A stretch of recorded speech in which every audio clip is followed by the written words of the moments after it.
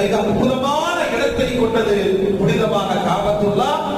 அது சார்ந்த இடங்கள், அந்த வரலாறு எல்லாமே இப்ராஹிம் அலைஹிஸ்ஸலாத்திலிருந்து தான் சொல்லப்படுது.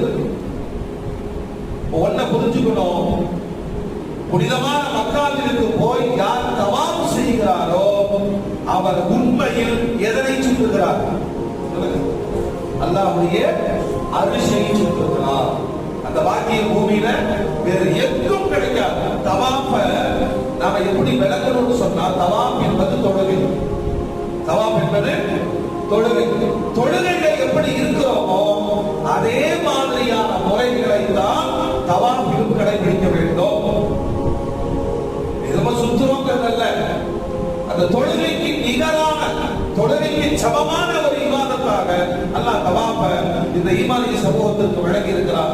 அப்ப அங்க காபத்துல்லாவிற்கு போய் தவாஃப் செய்கிற